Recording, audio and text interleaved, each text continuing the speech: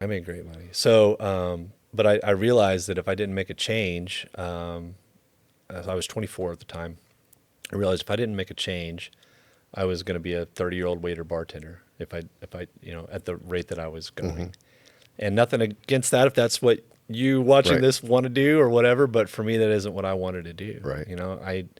I knew I wanted to be a great husband and father and all that, and bartending and waiting tables is not the most conducive way to do that. Running restaurants isn't easy doing it either. Right. Oh, yeah. But it's a little bit more stable. And a lot of night stuff too, I'd imagine. 'Cause Yeah, most for sure. restaurants it's the night work. Yeah, yeah. So I took a huge pay cut. I was making more money as a waiter than I was as a manager. I took Start a my growth. huge pay cut to start managing at 28, 24 years old. Yeah. $28,000 a year was what At a steakhouse? at a steakhouse. Okay. Yeah. Was my first salary. Yeah. Yeah. But I And- knew if I worked hard, I worked my way up, I'd be able to provide a life. Right. What was something that taught you about being a manager then? What was what? What was something, sorry, my Oklahoma. What was something that taught you about being a manager that you learned as a manager that stayed with you for the rest of your life? Oh my gosh.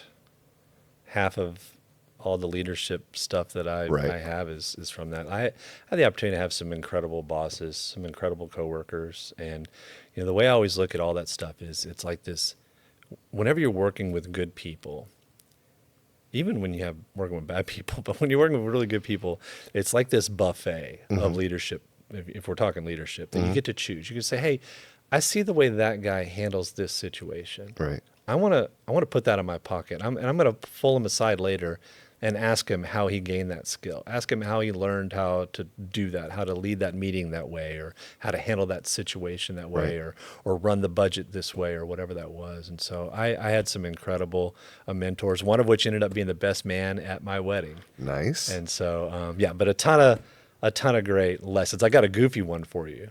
You want a Goof- goofy one? Goof away. What's the language rules here for this podcast? Are there any rules? Is the FCC going to shut us down or anything? No, we're okay. As long as it's like my grandchildren see this, Yes, that's okay. they will. All We'll do it. As long as I'm okay with it, you're okay. As long with as it? it's okay. So this is the most odd rule, our leadership lesson.